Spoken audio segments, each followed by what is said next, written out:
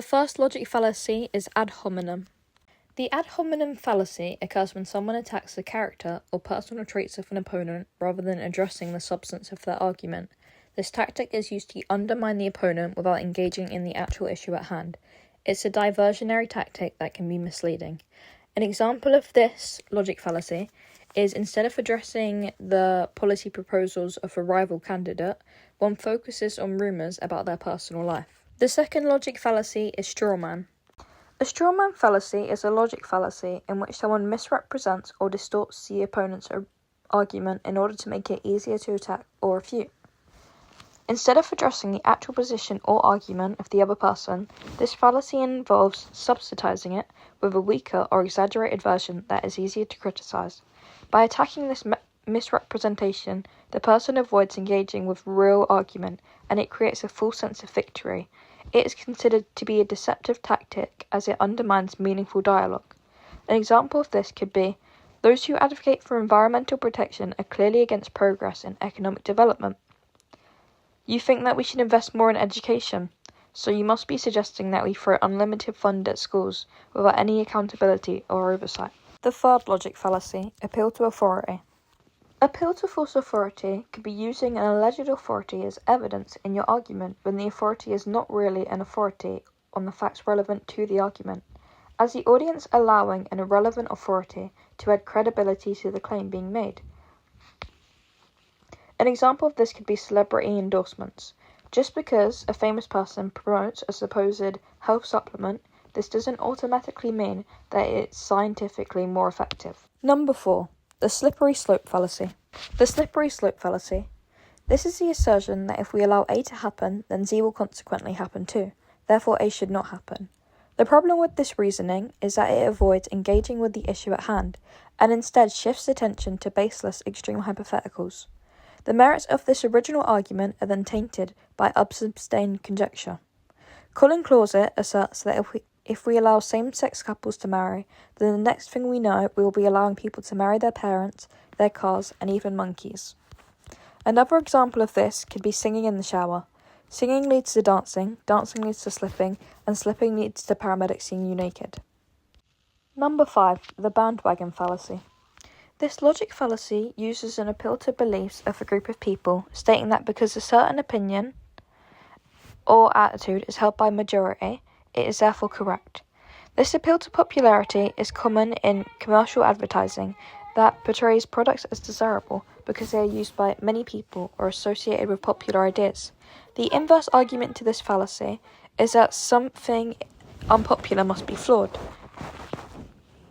The fallacy is similar in structure to certain other fallacies that involve a confusion between the justification of a belief and its widespread acceptance by a given group of people. An example of this fallacy is everyone switching to Apple phones, so you should too. Number 6. Appeal to ignorance. This fallacy is committed when one asserts that a proposition is true because it has not yet been proven false, or a proposition is false because it has not yet been proven true. If a proposition has not yet been proven true, one is not entitled to conclude solely on that basis that it is false. And if a proposition has not yet been proven false, one is not entitled to conclude solely on that basis that it is true. For example, they never called me back, so I guess I didn't get the job. This would follow the second form of the argument. P, I got the job, has not been proven true via lack of callback. Therefore, P, I didn't get the job, is true. While both parts may be true, the reasoning is fallacious because there are cases, even if unlikely, where you could get the job but don't receive a callback. For example, administrative delays, technical issues, or some kind of oversight from the hiring team. The argument has the form, P has not been proven false, therefore P is true. Its reverse, P has not been proven true, therefore P is false. Where P is a proposition, i.e. a statement declaring that something is true or that it is false. Number 7. False dilemma. A false dilemma, also referred to as a false dichotomy, is an informal fallacy based on the premise that limits what options are available. The source of the fallacy lies in false premise. This premise asserts that one among a number of alternatives must be true. This is problematic because it oversimplifies choice by excluding viable alternatives, presenting the viewer with only two absolute choices, when in fact there could be many. The human liability to commit false dilemmas may be due to a tendency to simplify reality. by ordering it through either-or statements. This is referred to as black and white thinking in psychology, where people who routinely engage in black and white thinking categorize other people as either all good or all bad. Number 8. Hasty generalization. A faulty generalization is an informal fallacy wherein a conclusion is drawn about all or many instances of a phenomenon on the basis of a few instances of that phenomenon. It is an example of jumping to conclusions. For example, one might generalize about all people from what one knows about just one or a few people. If one meets a rude person from a given country, X may suspect that most people in country X are rude. A fallacy of defective induction is a conclusion that has been made on the basis of weak premises, or one which is not justified by sufficient or unbiased evidence. Hasty generalization is a fallacy of examining one or few examples in a case and generalizing that to be representative of the whole class of phenomena. Hasty generalization usually follows a pattern of X is true for A, X is true for B, therefore X is true for C, D, E, etc. For example, if a person travels through a town for the first time and sees 10 people, all of them are children, they may erroneously conclude that there are no adult residents in the town. Number 9. Red herring. A red herring is something that misleads or distracts from a relevant or important question. It may either be a logical fallacy or a literary device that leads readers or audiences towards a false conclusion.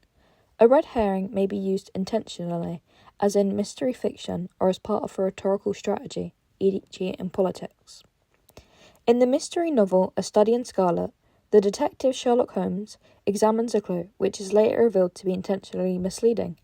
The term was popularised in 1807 by English polemicist William Colbert, who told a story of having used a strong-smelled smoked fish to divert and distract hounds from chasing a rabbit. As an informal fallacy, the red herring falls into a broad class of relevant fallacies. The red herring is seemingly plausible, though ultimately an irrelevant diversionary tactic. According to the Oxford English Dictionary, a red herring may be intentional or unintentional. It is not necessarily a conscious intent to mislead. The expression is mainly used to assert that an argument is not relevant to the issue being discussed. Our 10th and final logic fallacy, appeal to tradition. An appeal to tradition, also known as an appeal to antiquity or appeal to common practice, is a claim in which a thesis is deemed correct on the basis of correlation with past or present tradition. The appeal takes the form of "this is right because we've always done it this way" and is a logical fallacy. The opposite of an appeal to tradition is an appeal to novelty, in which one claims that an idea is superior just because it is new. An appeal to tradition essentially makes two assumptions that may not necessarily be true. The old way of thinking was proven correct when introduced, i.e., since the old way of thinking was prevalent, it was necessarily correct. In reality, this may be false. The tradition may be entirely based on incorrect grounds. Appeal to tradition imports the values of not needing to reinvent things to do things in which effective ways have already been established, but is fallacious when it confuses a long tradition with the mere tendency to hold on to ideas just because they are old. An appeal to tradition can be complicated by the possibility that different people might have different views, each with their own tradition to appeal to. An example of this could be, this medicine has been used by people since ancient history, therefore it must be an effective way to treat diseases.